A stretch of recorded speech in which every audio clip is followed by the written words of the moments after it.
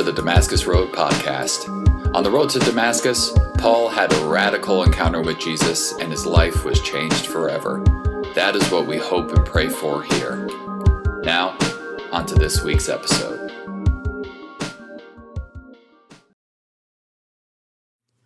So, I have learned over the years that age is relative. Some people may be technically older but act a lot younger than their years. Some people may be technically younger, but they act much older than their years. I tend to think that I fall on the latter side, but I've been told that my perception is a little off. I don't act older than my current age. I act way older than my current age. Apparently people think I'm about 80. Why? Maybe it's because I enjoy simple pleasures, things like knitting or crocheting or drinking tea, wearing really old sweaters, or cats. Why do cats make me 80? I'm not sure. But I think that the real reason people think I'm actually 80 is one other thing about me. My preferred bedtime is like 8 o'clock. If it's past 8 o'clock, why are we still up? What are we doing? Are we like crazy 20-year-olds eating Jack in the Box, watching Twilight, writing papers, talking about the debatable quality of the Ant-Man movies until like 10 o'clock at night? 10 o'clock at night is like the latest people stay up, right? This is ridiculous. I don't want to talk to you at 10 o'clock at night. You're very interesting and all, but my brain shuts off at 10 o'clock at night. And I don't care how funny or not funny Paul Rudd is at 10 o'clock at night. Instead, I could be snuggled in my bed, sweetly dreaming, sweetly sleeping, letting my weary 80-year-old body rest, instead of talking about Ant-Man. I really like to sleep. So it was a terrible shock to me when I had my first son. Oh man, nothing could have prepared me for that level of sleep deprivation. I thought, I've made it through 4 years of college, 2 years of a very intense master's program. I've pulled all-nighters. I've made it through 12 finals weeks. I can deal with some lack of sleep. I got this baby in the bag. I did not have that baby in the bag. It was like the worst 3 months of my life. When I imagined sleep deprivation in anticipation, while tenderly stroking my pregnant belly, awaiting the arrival of my firstborn, I always imagined it in the context of a finals week, because that was the most lack of sleep I'd had up at that point. I stay up all week, pull a couple of nighters, take a couple of naps, but it's ultimately not too bad. Sure, I'm a little tired, maybe a little exhausted, but I can make it until Saturday. On Saturday, it will all be over, and I can go to bed at 8 o'clock. Having a baby was like finals week that didn't end for 12 straight weeks. There was no Saturday. There was never going to be more than 2.5 hours of consecutive sleep, ever. I remember getting to the end of that first week and crying exhausted in my husband's arms. I can't do this, I said. I just need like 4 hours of sleep. That's all I want, 4 hours. My standards were so low at that point that 4 hours was the pinnacle of what one could dream of. 4 hours. It was horrible. My baby, he was wonderful, but me, operating in sleep-deprived, catnap, chronic fatigue mode was the worst. I'm not a good person when I don't sleep. The world looks bleaker, more depressing, more hopeless. People seem worse, like suddenly they've morphed into the worst versions of themselves, when really I'm just the worst version of myself. My emotions are haywire, I can't connect to God, I'm exhausted, I'm depressed, and all just because I need a little sleep. When we were getting ready to have our second baby, I was asking my husband, Ryan, what he was least looking forward to about having another one. And this is honestly what he said to me. Well, Megan, what I'm least looking forward to is you. Ouch. But it's true. I'm a terrible person when I don't have enough sleep. And apparently, sleep-deprived me is worse than poop up the back. It's worse than middle of the night feedings. It's worse than screaming babies and Ryan's own personal sleep deprivation. That's how terrible I am when I don't sleep. Hopefully, you're not as terrible as me when you're sleep deprived. You guys may have babies coming though, so watch out. But I have a suspicion that I am not the only one who isn't that great when I'm not sleeping enough. Now, unfortunately, chronic sleep deprivation is not just an issue for blissful new parents. Who here wouldn't mind a little bit more sleep this next week? I think that's everyone almost, as I suspected. Now, the Centers for Disease Control and Prevention agree with you, and they say that insufficient sleep is a public health problem, and the statistics get worse. So this is a handy infographic from The Good Body. We pop that up there. Who knows if they're reputable, but information seems more compelling when it's presented in an aesthetically pleasing manner, and I think this looks pretty, so we'll believe it. All right, here's what it says. Each night, the average American sleeps 6.8 hours, which is much less than like my preferred 9 hours of sleep. Apparently, in 1910, the average person did sleep 9 hours. So I'm just carrying over my sleeping habits from 1910. That's why I'm 80 years old. Apparently, since 1985, the percentage of adults getting less than 6 hours of sleep each night has increased by 31%. People are progressively getting less and less sleep. And 35% of Americans don't get the recommended 7 hours of sleep each night, which might include some of you people out here. And apparently, in case you guys didn't know, not sleeping can have some really bad side effects, aside from just frustrating your husband. Number one bad side effect, killing people. This is a really bad side effect. Accidents such as car crashes, job injuries, and mistakes while working can all be influenced by lack of sleep. Lack of sleep was actually a big factor in multiple recent disasters, including the 1979 nuclear accident at 3 Mile Island, the massive Exxon Valdez oil spill, and the 1986 nuclear meltdown at Chernobyl. Not sleeping can kill people. Okay, the second bad side effect, killing your brain. That's not a good one either. Sleep is necessary for our cognitive processing, and without it, we have impaired attention, alertness, concentration, reasoning, problem solving, all of which makes it difficult to learn and make decisions. Sleep is also super important for your memory consolidation, so lack of sleep can lead to forgetfulness and memory lapses. Not good. Number 3, killing your body.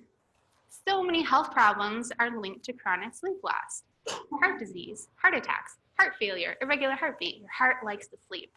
High blood pressure, strokes, diabetes. These are not good things. Lack of sleep and chronic stress are also closely related, and stress is one of the huge contributors to health problems. Double maybe. All right, number 4 bad side effect, killing sexy time. Now this might not be at the top of your priority list. It's kind of near mine, but sorry, that's too much information. Okay. The lack of sleep leads to lack of sex. Reduced libido, reduced energy, less sexy snuggles with your darling. Go to sleep before you sex it up. All right, number 5, killing your positivity. Lack of sleep is also closely tied to many mental health issues, such as depression, anxiety, and even hallucinations and mania.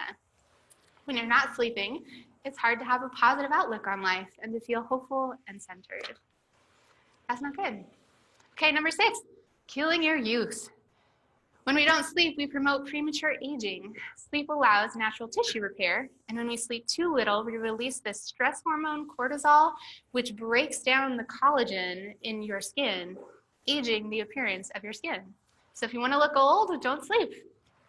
All right, number 7, killing your waistline. Also, if you want to get fat, don't sleep. Not getting enough sleep throws off all the hormone balance of your hormones, especially the one that tells you when you're full, so you overeat when you don't sleep. Lack of sleep also actually stimulates your appetite and cravings for starchy, high-fat foods to make up for your lack of energy, and so you get fat. All right, number 8, it kills your judgment. So studies have found that people with chronic sleep deprivation think that they've adjusted to their sleep deprivation and that they're still performing at their normal levels. The studies tested these people, and they were not performing at their normal levels, despite what they thought. So what's crazy is that lack of sleep blinds your ability to even accurately assess your own need for sleep. You think you're doing okay, but you are not. And the last really bad side effect of not sleeping is killing you. So, in the Whitehall 2 study, British researchers looked at how sleep patterns affected the mortality of more than 10,000 British civil servants over 2 decades. The results showed that those who had cut their sleep from 7 hours to 5 hours or fewer at night nearly doubled their risk of death from all causes, like sharks. Probably not sharks, but but if you don't sleep, you could die, so you should sleep. This is not a good list of side effects, but if not getting enough sleep is so bad for us, why aren't all of us sleeping enough? Why do we continue to be sleep deprived, to need caffeine to make it through the day, feeling dog-tired, exhausted, and worn out? Why aren't all of us sleeping 9 hours at night, waking up refreshed, well-rested, and ready for the day in the morning? If not sleeping can literally kill us, why don't we sleep? In her book, The Liturgy of the Ordinary, author Tish Harrison Warren offers a partial answer. The holiness of rest and the blessedness of unproductivity is a foreign idea to many of us. We're people of 24-hour big box stores, VR drive-thrus, and all-night coffee shops. We have late-night TV and late-night TV. We have 5-hour energy shots available in the grocery store checkout. We are worn-out ministers, worn-out parents, worn-out business people, worn-out believers. This public health epidemic is indicative of a spiritual crisis, a culture of disordered love and distorted worship. We disdain limits. There's a reason that we don't sleep, but it's not because sleep isn't good for us. It's because we're disordered. We've forgotten the holiness of rest and the blessedness of unproductivity in pursuit of these disordered loves and disordered worships. We've forgotten that we're limited. We've forgotten that the pace that our world runs at is not the pace that God runs at. If we're going to recapture our days and be formed into the image of Christ this day and tomorrow and the day after that and the lifetime of days that we will live, we have to reclaim our sleep. In our workaholic, image-barraged, over-caffeinated, entertainment-addicted, and supercharged culture, submission to our creatureliness is a necessary and often overlooked part of discipleship. So how can we pursue God in our sleeping? Now, changing our sleeping habits is not as simple as just recognizing that we need to sleep more. I'm sure that all of you would have agreed, even before we listed all of those terrible ways that sleep affects you, that you should sleep more. Oftentimes we want to sleep more. We say, I'll go to bed earlier tonight, or when things are less stressful, I'll finally get some sleep, but we don't do it. We struggle to stop, to put our heads down on the pillow at a reasonable hour, to set aside the time for adequate sleep. There's too much to do. There's too many things on our plate. There's too much to see or watch or get done. There's just not enough time. But is there not enough? Or is something else going on? Let's take a look at the disorders underneath why we don't sleep. So number 1, disordered limits. Sometimes we don't sleep because our relationship with limits is off. So this can be a little hard to grasp at first, but let me explain. This is not a new problem. Humanity has had difficulties with limits since the dawn of time. The very first sin of the Bible was actually a violation of limits. Let's take a look at Genesis chapters 2 and 3. God creates the world, and then he creates 2 people, Adam and Eve, to live in that world. God gives them work and pleasure and good food to eat, but he also creates a limit in chapter 2, verses 15 through 17. The Lord God placed the man in the Garden of Eden to tend and watch over it. But the Lord God warned him, "You may freely eat the fruit of every tree in the garden, except the tree of the knowledge of good and evil. If you eat its fruit, you are sure to die." God clearly and explicitly creates and states a limit on humanity.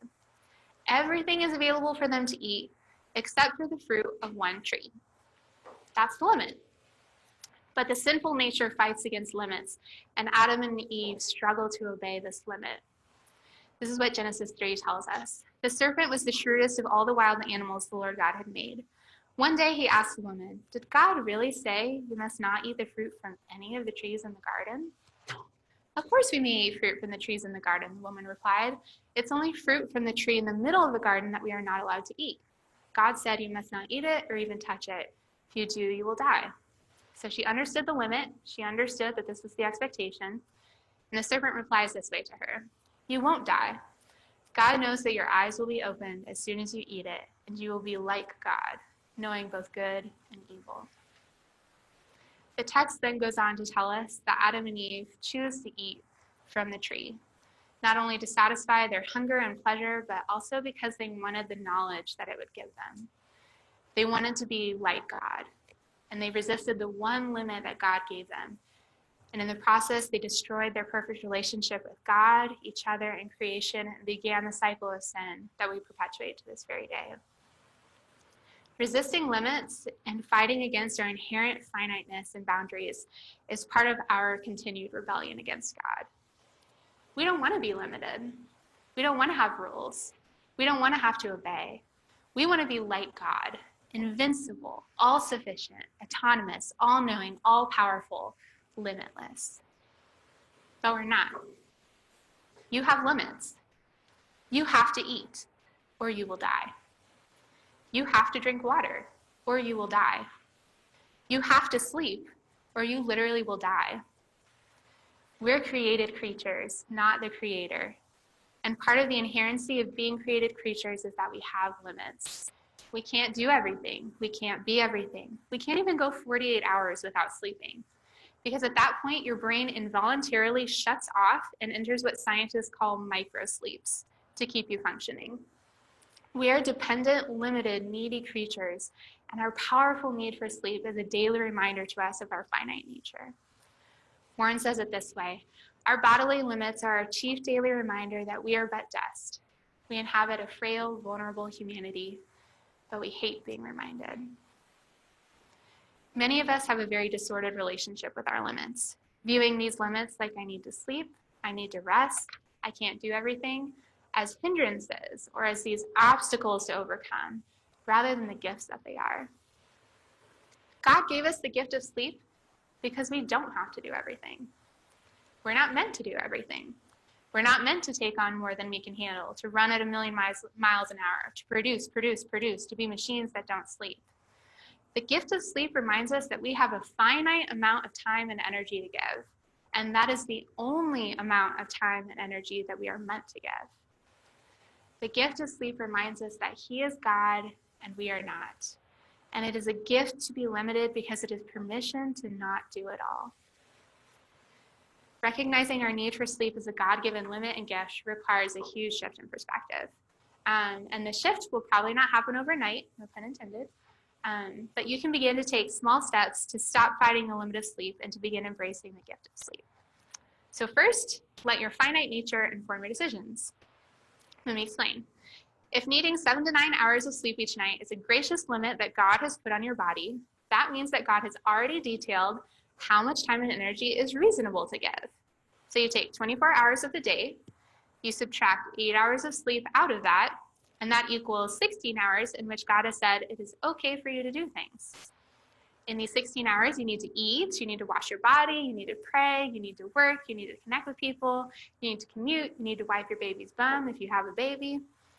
But only in those 16 hours, because after that, God's limit on your body details that you need to sleep. So just everything that you want to get accomplished in the day fit in those 16 hours.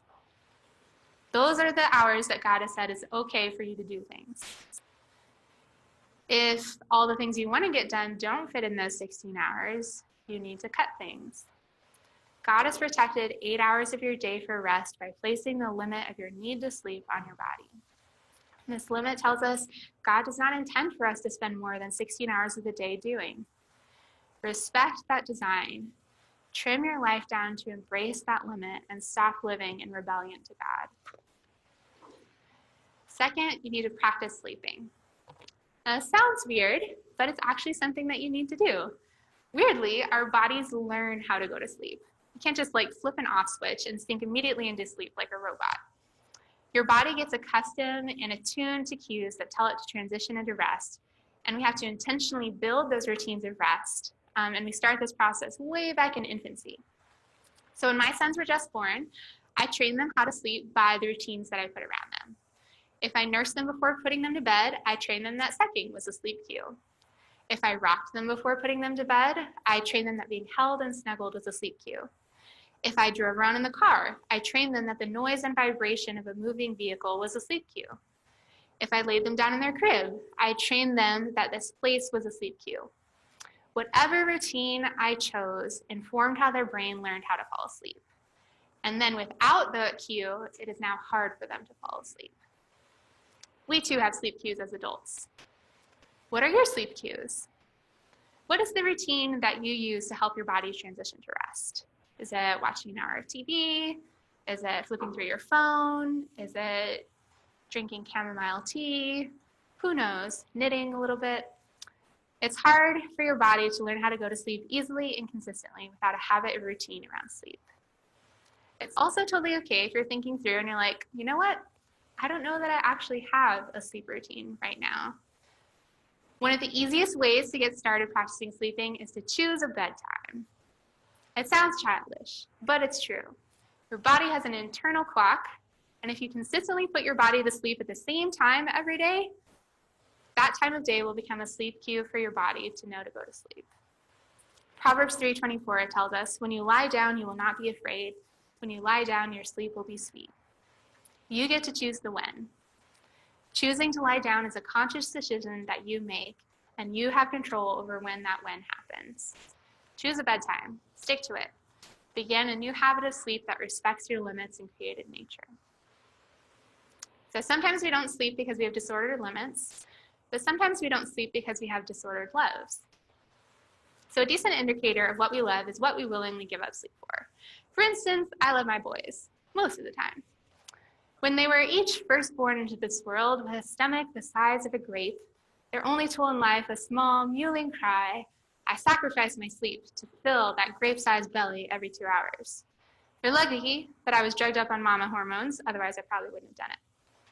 And when my husband and I were first dating, I also gave up a lot of sleep, staying up until 2 or 3 or 4 o'clock in the morning, which is way past 8 o'clock at night, talking about the life and universe and everything with this fascinating human that I was aching to get to know. Little did he know that he was actually marrying an 80-year-old woman. It was kind of a big shock for him. So what will you give up sleep for?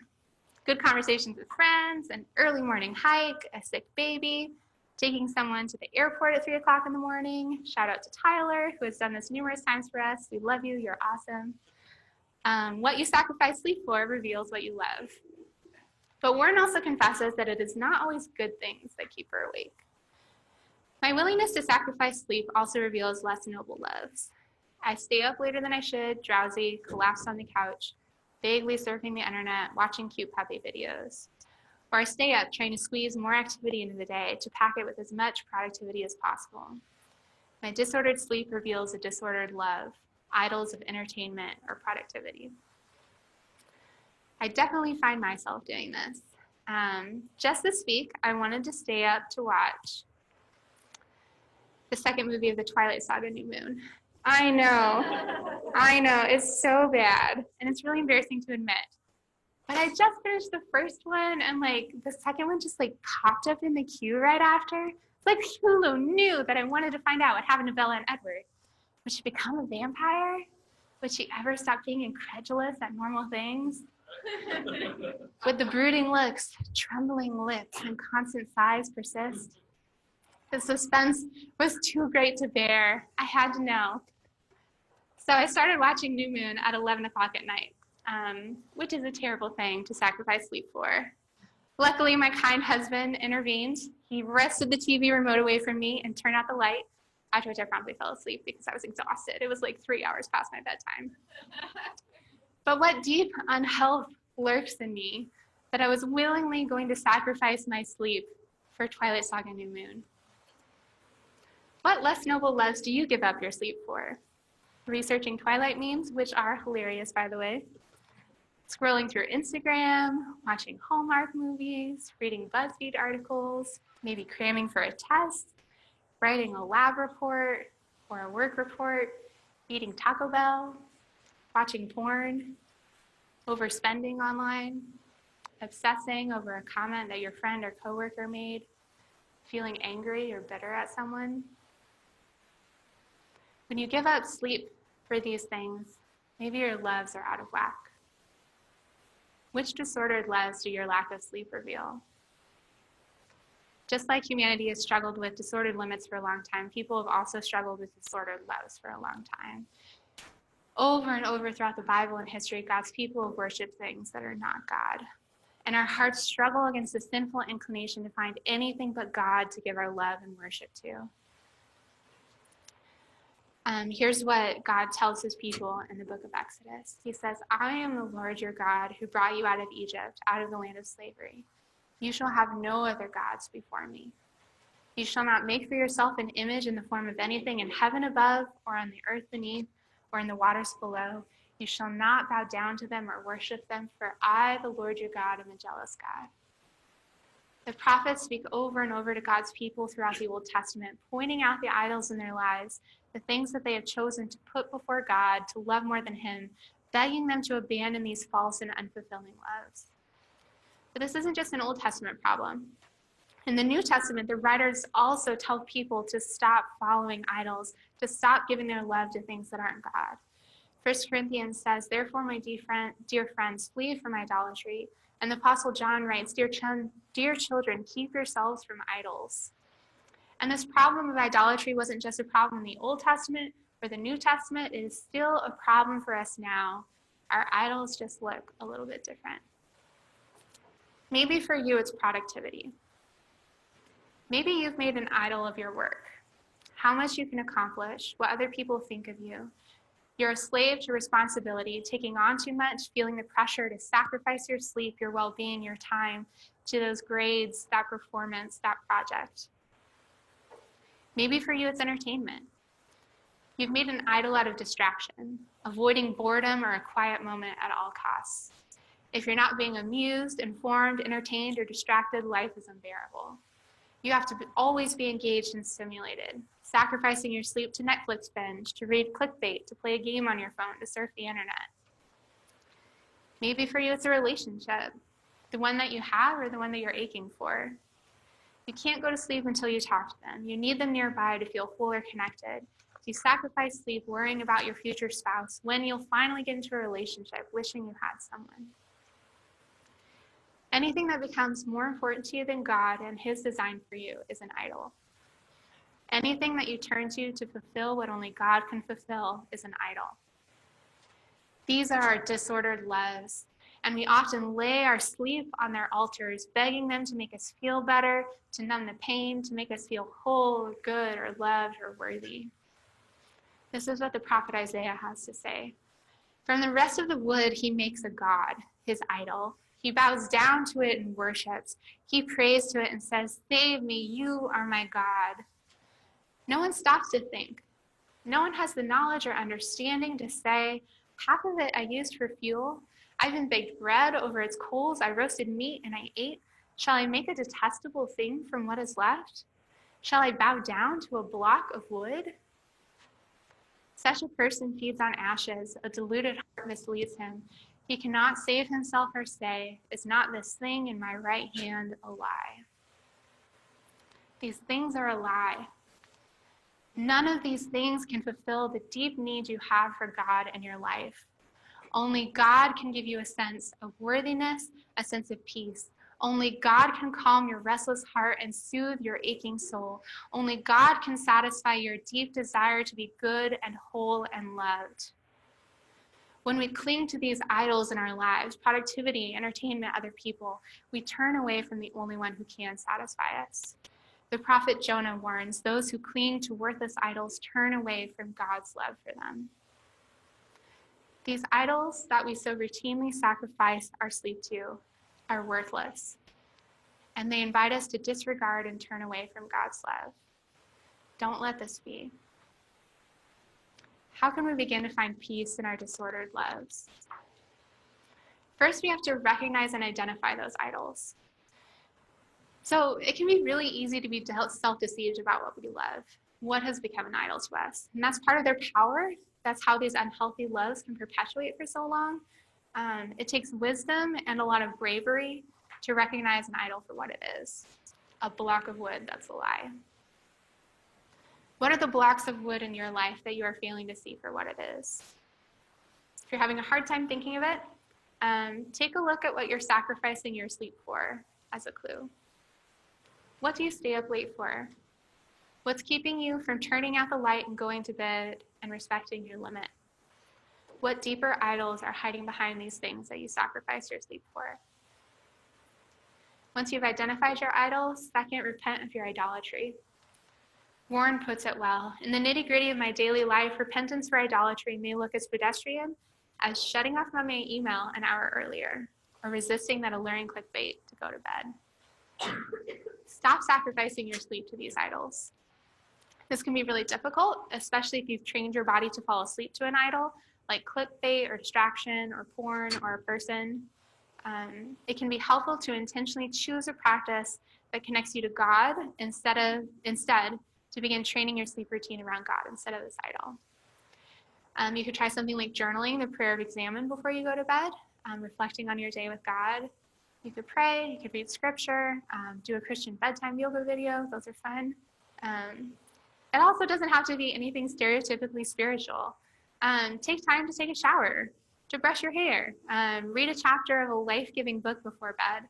These things could also be soothing, restful, and retrain your sleep routine, giving you space to connect with God. Thank him for your body and day. Be present to him, putting him first rather than these other loves. When you choose sleep over these idols in your life, you begin to surrender their power over you, and you are choosing God and his design on your body first. Sometimes we don't sleep because we have disordered limits. Sometimes we don't sleep because we have disordered loves. Sometimes we don't sleep because we have disordered trust. So I went through a period right before my second son, Eden, was born, where I would have mini panic attacks before bed. My mind would get caught on an idea, and I had a really hard time falling asleep. My mind playing over scenario after scenario, spiraling into these worse and worse anxieties until I couldn't calm down and fall asleep. Looking back on it now, some of the things I was worrying about seem really silly. I had a legitimate can't breathe, can't stop crying panic attack over the idea that my older son, Roland, would ask me to hold him after the baby was born, and I would have to say no because I was holding the baby. This reduced me to an hour of sobbing and needing a paper bag to calm down. Maybe it was the pregnancy hormones, I'm not sure. It seems silly now, but in the middle of the night back then, it didn't seem so silly to me. Other worries have kept me up at night too, pushing off sleep because of an idea in my head. Sometimes it'd be something small, like worrying about a conversation that I'd had with a friend that didn't go well, worrying that she saw me in a certain way, worried that I had offended her. I used to be really afraid of my husband Ryan dying, of him getting into a car crash or getting shot or having a stroke, and I couldn't sleep once I started thinking about it. After my children were born, I would worry about them dying in their sleep, that I would come to get them in the morning and they would be cold and dead. And I would worry that they would be crying and I wouldn't hear them, that they would die crying and afraid with no one knowing. And these things aren't real, but there are these thoughts that get stuck in your head and they keep you awake at night. And these worries revealed where my trust lay. The only reason that these worries kept me up is because I believed that I could do something about it. When I go to sleep, I surrender my ability to do anything, to solve a problem, to keep someone safe, to be in control. When I'm asleep, I'm of no use to anyone. Staying awake worrying reveals that I trust what I am able to do. And it gives me the false sense that I can do something about what I'm worrying about, that I can solve these problems, that I am in control, that I can keep my babies from dying if I stay awake. And the truth is, I can't. My worries that keep me up at night reveal that I put my trust in myself. And I think that a lot of us subconsciously do this.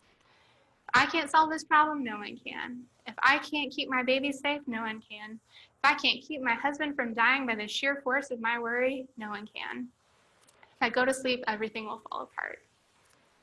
My disordered sleep reveals my disordered trust and the faulty belief that I have the power to keep the people I love safe and to make the things in my life work. But Psalm 127 reminds us, unless the Lord watches over the city, the watchman stays awake in vain. It is in vain that you rise early and go late to rest, eating the bread of anxious toil, for he gives to his beloved sleep. Who actually holds my sons in the dead of night? God. Who actually guards or calls home my husband? God. Who actually watches over my life and my relationships and what is important to me? God. Not me. By surrendering to sleep, I surrender to trust in he who never sleeps, he who is ever watchful, he who is carrying the world and the people I love and care about in his hand. Psalm 121 reminds us, he will not let your foot slip. He who watches over you will not slumber. Indeed, he who watches over Israel will neither slumber nor sleep. God doesn't go to bed. God is always awake and active and present. And going to sleep is an act of surrender. It is an act of trust in God. It is a recognition that God is the one in control, not me. One of the really beautiful things about the Hebrew way of dividing up the day is that in Hebrew thought, the day actually begins at sundown, not in the morning. And in this mindset, the day doesn't begin with your activity, with your doing and your accomplishments. Instead, the day begins with you going to sleep, doing absolutely nothing, accomplishing nothing. And instead, it begins with God beginning his glorious work in the world without you and without your help. God is in control, not you. And part of the work that God does in the night is to work on you. John Bailey, a Scottish pastor, says, "We wake up better men than when we went to sleep." I don't know about you, but this is so true for me. I am a much better person in the morning after I've slept. More loving, more patient, more kind, more hopeful, much more Christ-like. And I think that this is a beautiful picture of our Christian journey with God, because I oftentimes fall into the trap of believing that it is by my effort that I become more Christ-like, that I have to strive to be better, to love more, to get less angry, to be less judgmental. But the Bible actually teaches us that it is God who does the work in my heart, not me. I simply have to connect to him and surrender to his work in my life. And at nighttime, while I'm asleep, I literally can do nothing but surrender, and God resets and remolds my heart to reflect him better. Warren says it this way: about 1/3 of our lives are spent in sleep. Through these collective years of rest, God is at work in us and the world, redeeming, healing, giving grace.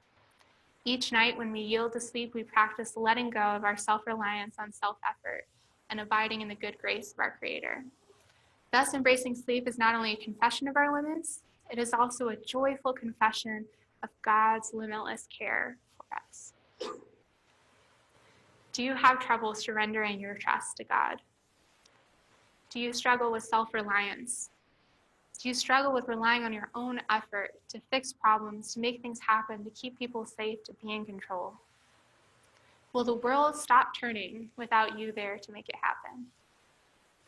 God knows how much we struggle with trusting in our own efforts instead of embracing him, and this is one of the reasons that God models and gives us the practice of Sabbath.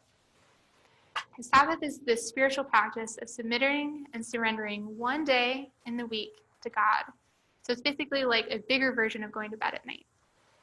It's modeled after the creation story where God does all of his work on days 1 through 6, and then on the seventh day, he simply rests. God, who created us, knows our weaknesses and our inclination to lean on ourselves and our own efforts. He recognizes our tendency to trust ourselves over him, and so he gives us this gift and mandate of the Sabbath. This is the fourth commandment. Remember to observe the Sabbath day by keeping it holy.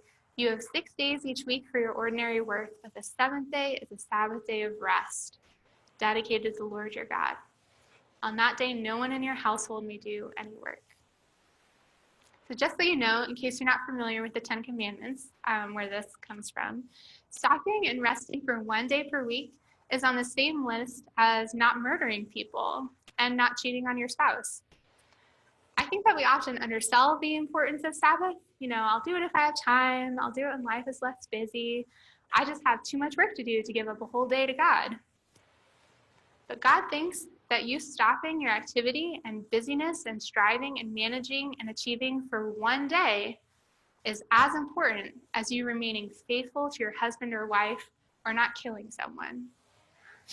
Sabbath is critically important for the state of your soul. Without you stopping your activity every week, you begin to forget who actually makes the world run, who actually keeps your life together, the one who is actually in control. You begin to trust in yourself, setting yourself and your will and your activity higher than God.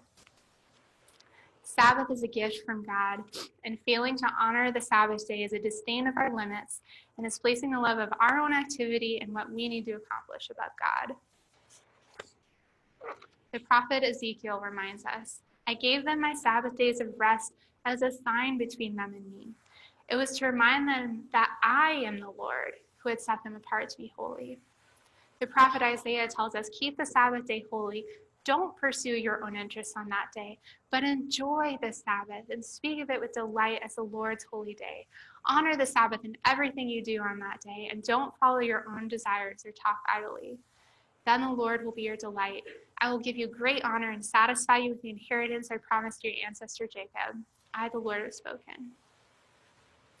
I want to invite you to begin reordering your disordered trust by observing the Sabbath. You have to trust that God knows best how we are designed, that God knows that 6 days of work with his blessing are better than 7 days of our work without his blessing. Keeping Sabbath is an act of trust because we surrender our ability to make everything happen with all of the time available to us. We trust instead in God and in his work in us, our lives, and the world. I know that making change in these areas is really difficult. It's difficult to push back against the pace of life that you've already set up. It's really difficult to reconsider commitments that you've already made.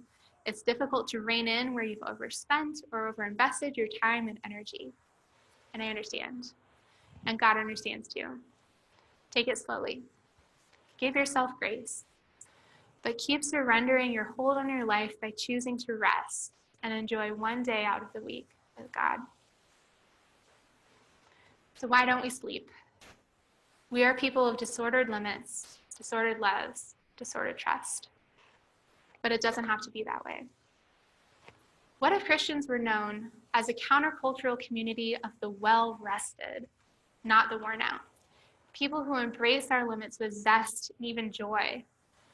What if we were known as loving and kind and joyful because we submitted to God's design for our bodies and slept?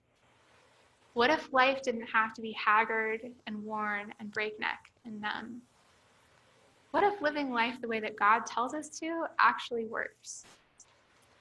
Jesus tells you, come to me, all of you who are weary and burdened, and I will give you rest. Take my yoke upon you and learn from me, for I am gentle and humble in heart, and you will find rest for your souls.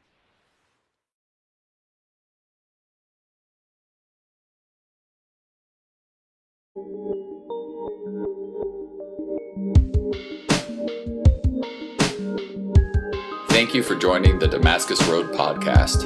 Our mission is to follow Jesus together by being with God, loving everyone, transforming people, developing leaders, growing new ministries, and changing the world. You can find out more about us online at DamascusRoadTucson.com.